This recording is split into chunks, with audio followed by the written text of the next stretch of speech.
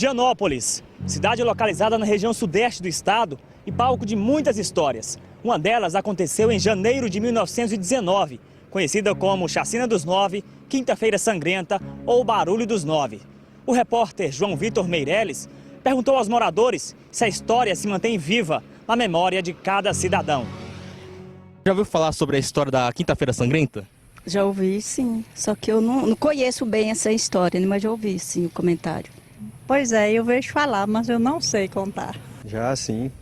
A gente tem um comércio aqui na praça e sempre vem turistas, vem gente de fora e pergunta o que é aquilo ali, o que é aquele tronco, né? E a gente vai dar alguma palavrinha. Conheço, porque tem 9 enterrados na Capelinha dos 9, que foram mortos e trazeram para cá e enterraram.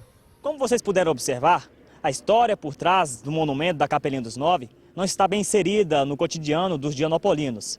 Muitos já esqueceram os seus detalhes. Mas quem irá nos guiar em meio a essa história é a repórter Stephanie Simão.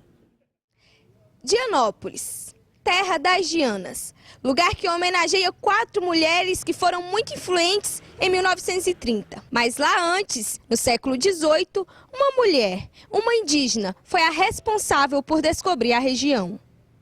Segundo a tradição oral, uma índia vinha lá da onde ficam as missões, 12 quilômetros daqui, e ela se desgarrou do grupo para fazer suas necessidades, né, fisiológicas. Quando ela estava fazendo suas necessidades, ela se deparou com uma pedra muito brilhante, né? E, por sinal, esse lugar onde teve início essa mineração aqui em Dianópolis fica muito próximo aqui, ali na Rua da Mina, próximo à Praça da Capelinha. E essa índia então levou essa pedra, né, e mostrou para um capitão e para um padre, e eles perceberam que era ouro. A partir dessa descoberta de ouro, começaram a vir gente de vários lugares para Dianópolis. Aí passaram a vir gente da Bahia, do Maranhão, Pernambuco, Piauí, a parte sul de Goiás. E aí Dianópolis começou a se fixar no sítio atual, né, onde está hoje. Então o início de Dianópolis no sítio atual, já nas primeiras décadas do século XIX, 1830, 1840. Passaram a vir várias pessoas de outros lugares, principalmente para viver em torno dessa mina de ouro. Em torno dessa mina de ouro vieram os fazendeiros, criadores de gado, pequenos comerciantes. Então, as primeiras famílias de Dianópolis, que até fizeram parte desse momento aí chamado Barulho, como os Pova, os Costa, os Volner, vieram nessa época, a partir da descoberta da mina de ouro, mas principalmente para cuidar de atividades ligadas ao campo, principalmente criadores de gado.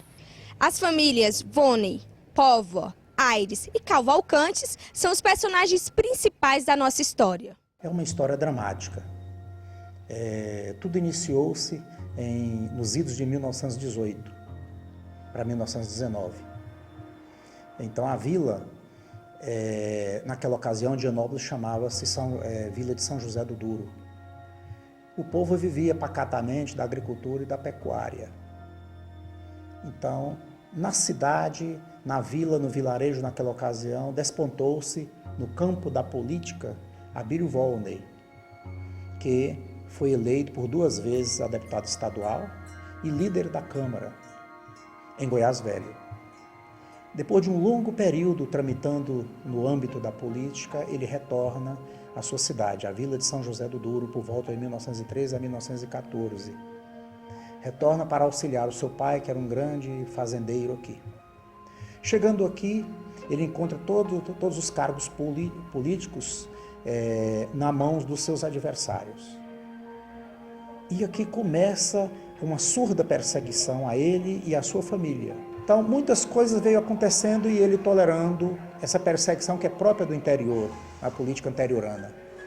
Até que chegou o momento que o cálice da tolerância transborda-se. Chega uma comissão sinistra em 15 de outubro de 1919, na Vila de 1918, em São José do Duro. O governo de Goiás envia para cá um juiz, uma força policial com cerca de 60 soldados. E quando chegam aqui esses soldados, esse juiz, acabam agindo de forma muito brutal, acabam assassinando o pai do Abílio Volner. Então, Abílio Volner teve seu pai assassinado em uma fazenda chamada Buracão. E ao ver a morte do pai, ele vai para a Bahia, promete vingança, né?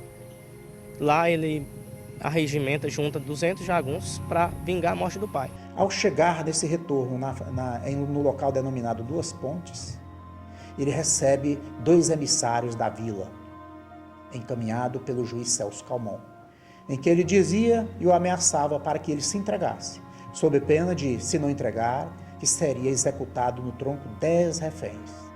Dentre esses 10 reféns, encontrava-se seu irmão, encontrava-se seu sobrinho, encontrava-se familiares e conhecidos da vila, cunhados dele e pessoas influentes.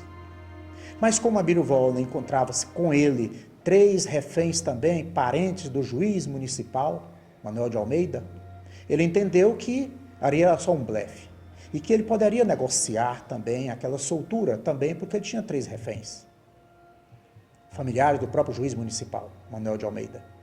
E ele, de Duas Pontes, chega até a sua fazenda chamada Buracão, distante da vila 6 quilômetros.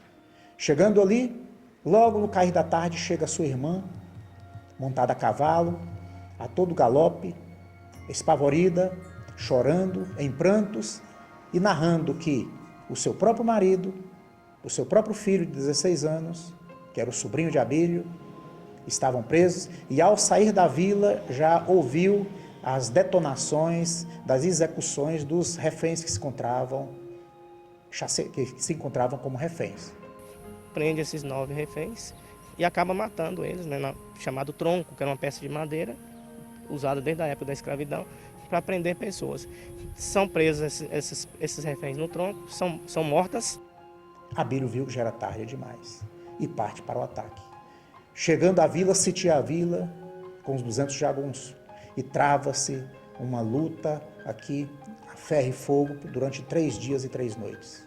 Chovia muito naquela ocasião, era 16 de janeiro de 1919. Trava-se aquela luta de armas, fogo cruzado. No 3º dia, silencia-se tudo. E aí os jagunços começam a dominar a vila e entram, invadem e tomam conta da vila. Mas encontram a vila sem nenhum soldado mais. Todos haviam fugido oculto pela noite. E apenas deixava um saldo de mortos. Esse episódio foi conhecido como barulho por conta do grande número de tiros, muito barulho. Diz que o barulho é tão alto que as pessoas nas propriedades próximas, nas chácaras, escutavam. Então ficou conhecido como barulho do duro. A cidade veste-se de luto. E assim acaba-se, esse é o epílogo da triste história de Dianópolis, a antiga vila de São José do Douro. 100 anos depois, a história continua viva na cultura dos dianopolinos, devido à sua grande importância. Eu, como sou muito descendente de um dos 9, né? Em casa não se falava esse assunto era um tabu, né? O que a gente sabia era do diz que me disse, de outra pessoa contar. Na família mesmo, era muito complicado falar sobre essa tragédia, porque foi muito marcante, né? Então, mas isso dava angústia na gente, por que não falar? 100 anos depois, a gente acha que tem que falar, contar, né, a história, como a gente não teve a oportunidade de saber. Quem sabe nossos descendentes agora terão essa oportunidade de saber. Essa também foi a ideia da equipe técnica, né, que surgiu para a gente resgatar essa história de Dianópolis.